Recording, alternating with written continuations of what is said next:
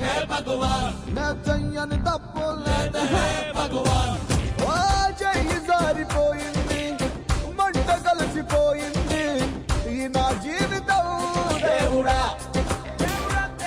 ఓ ఇంకోసారి ఇవ్వవా నా జీవితాన్ని నాకు ఇవ్వవా రిపేరు రిపేరు కరులుంగా రిపేరు రిపేరు కరులుంగా ఓ దేవుడా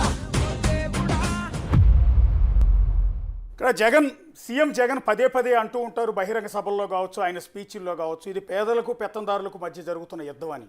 ఇందులో పేదలు ఎవరు పెత్తందారులు ఎవరు అనేది ఇప్పుడు ఒకసారి మీరు అర్థం చేసుకోవచ్చు. ఇందులో జగన్ని కాదని అనేక సంక్షేమ పథకాలు బటన్ నొక్కి వేల కోట్ల రూపాయల నిధులు జనానికి ఇచ్చారని ప్రతిసారి కూడా చెప్పిన జగన్ ఈసారి ఇప్పుడు ఎన్ని కోట్ల సంక్షేమ పథకాలు ఇచ్చినప్పటికీ ప్రజలు డెవలప్మెంట్ వైపు మొగ్గు చూపారు.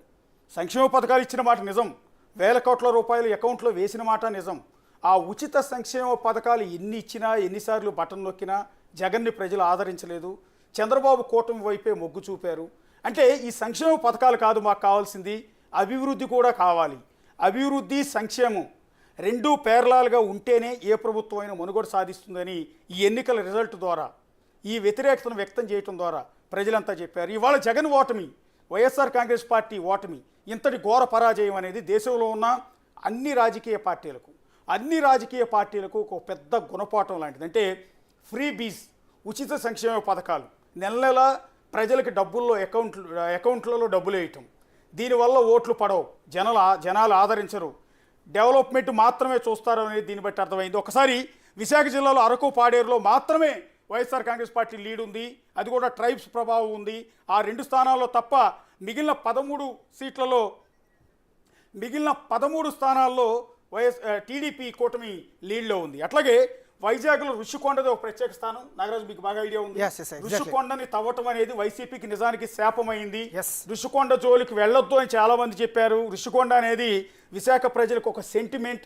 అలాంటి కొండ మొత్తాన్ని కూడా తవ్వేసి దాని మీద జగన్ నివాసం కోసం ఒక ఇల్లును కట్టుకోవటం అనేది తీవ్రమైన విమర్శలు.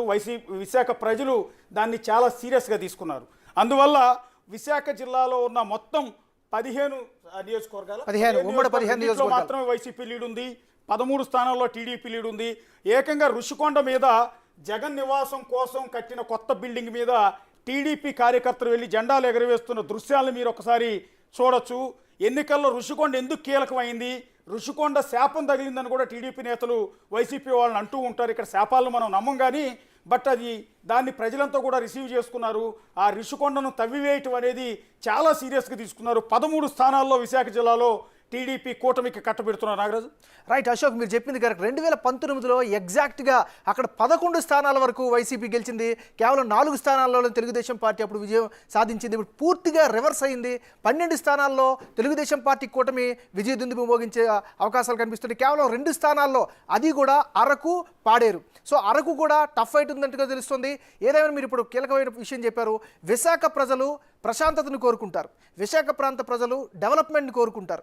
విశాఖ ప్రజలు ఎప్పుడు కూడా ఒక సామరస్యమైనటువంటి వాతావరణం. మీరు ఒకసారి విశాఖ ప్రజలు చాలా శాంత స్వభావాలు. నిజంగా ఉత్తరాంధ్ర మొత్తం శ్రీకాకుళం, విజయనగరం, విశాఖపట్నం 3 జిల్లాల ప్రజలు శాంత స్వభావాలు. కోస్తా రాయలసీమతో కంపేర్ చేస్తే వాళ్ళంతా చాలా ప్రశాంతతను కోరుకుంటారు. కానీ అలాంటి విశాఖ జిల్లాలో వైసీపీ నేత విజయసాయి రెడ్డి అక్కడ ఇన్ఛార్జిగా ప్రకటించిన తర్వాత అక్కడికి వెళ్ళిన సందర్భంలో ఆయన మీద అనేక వివాదాలు, ఒకటి భూ కబ్జాలు కావచ్చు, అక్కడ ఉన్న అనేక అలిగేషన్స్ ఆయన మీద రావటం.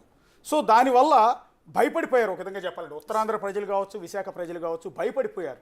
ఎక్కడెక్కడ వాళ్ళు వస్తూ ఉన్నారు, ఇక్కడ రాజధాని అంటూ ఉన్నారు, ఇక్కడ విజయసాయి రెడ్డి మీద వచ్చిన అలిగేషన్స్ కావచ్చు, భూ కబ్జాలు కావచ్చు, వీటన్నిటితో అక్కడ ప్రజలంతా కూడా భయపడిపోయారు, మార్పును కోరుకున్నారు. అందుకని వైసీపీని కాదని టీడీపీ కూటమికి 13 స్థానాల్లో కట్టబెట్టారు. ఇంకొకటి ఇప్పుడు మనం విజువల్స్లో చూస్తున్నాం స్క్రీన్ మీద, ఒకసారి స్క్రీన్ మీద చూడండి. అది విశాఖ ఋషికొండ. ఆ ఋషికొండను తవ్వేసి అక్కడ బిల్డింగ్ కట్టడం అని. అంతకుముందు హరిత రిసార్ట్స్ ఉండేవి ప్రభుత్వం, అది కూడా చిన్నగా ఉండేది, ఉన్న పెద్ద నష్టం ఉండేది కాదు, అవి కూడా అందంగానే ఉండేవి. కానీ అలాంటి కొండ మొత్తాన్ని బోడుగుండు చెక్కినట్టు చెక్కేసి దాని మీద సీఎం కోసం విశాఖ రాజధానిగా మార్చిన తర్వాత సీఎం నివాసం ఉండటానికి, అది కూడా సీ వ్యూ అంటే సముద్రం ఎదురుగా కనిపించేలా ఋషికొండ మీద ఆయన ఒక పెద్ద రాజభవనాన్ని కట్టుకున్నారు. ఒక విధంగా చెప్పాలంటే ఒక పెద్ద ప్యాలెస్ని కట్టారు. ఆ ప్యాలెస్ని చూడటానికి కూడా మీడియా ప్రతినిధులు కావచ్చు, పొలిటికల్ పార్టీల నేతలు కావచ్చు, ఏ ఒక్కరూ ఇంతవరకు అడుగుపెట్టలా.